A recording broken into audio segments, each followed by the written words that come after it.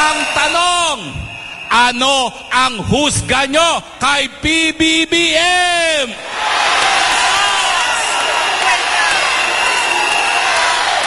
Hindi na kayo naririnig. Mahina dito. Dito. Naririnig mo ba yan, PBBM? Naghusga na ang mga taga-gitnang Luzon. Ang panawagan ay...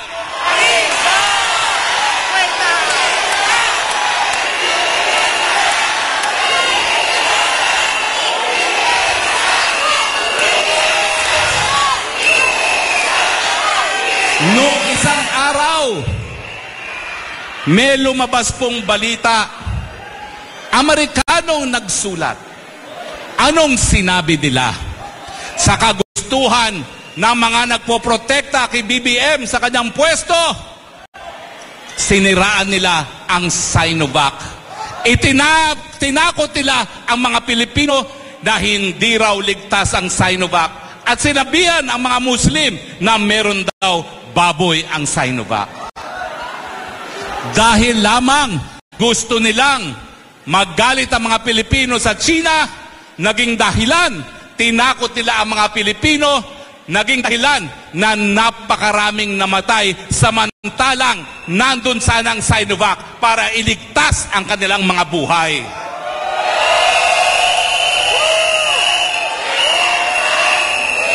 Ang tanong, ang best friend ni PBBM, mga Amerikano, gawain ba ng kaibigan na tatakutin ang mga Pilipino dahilan na sila ay mamatay?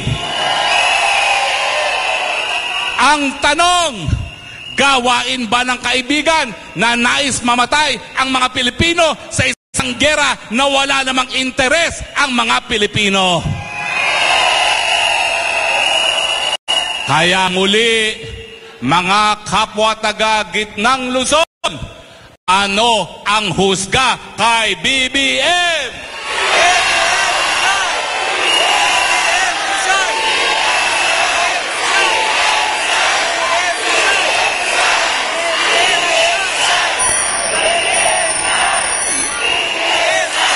Sa aming mga katunggali, ang araw na ito, ginugol nila para siraan ako. Pero anong nangyari? Akala nila, palibasa, siniraan nila ako ay magpapasupil. Sa inyong mga kampon ng kadiliman, ito lang ang sasabihin ko, lalo nyo akong siraan, lalo akong magsasalita. Lalo akong maninindigan dahil hindi dapat manaig ang puwersa ng kadiliman. Hanggang sa kamatayan, mamamatay para sa bansang Pilipinas.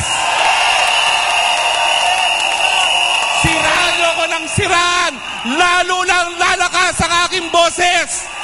Ano ang ating husga kay BBM?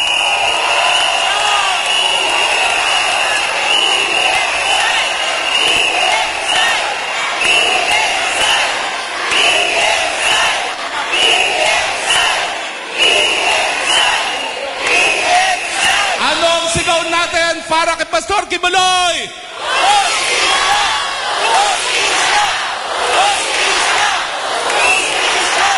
Handa ba kayong mamatay para sa inang bayan?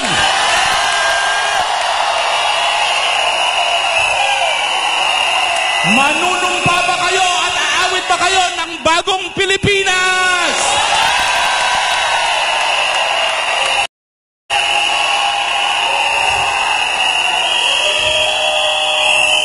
Isa lang po ang mensahe ng mga maisod.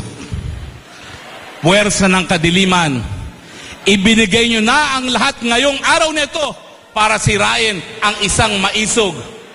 Ang resulta, lalo tayong naging matapang, lalo tayong magiging maisog!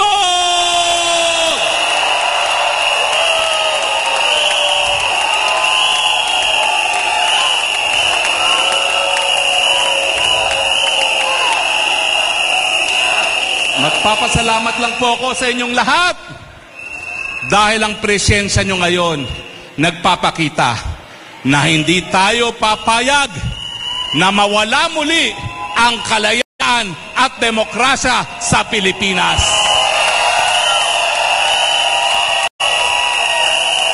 Ngayon naman po,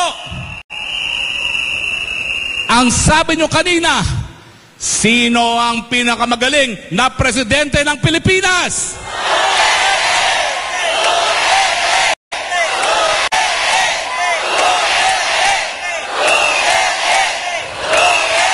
Mga kaibigan, karangalan ko po na ipakita ang mensahe ng ating mahal Rodrigo Roa Duterte.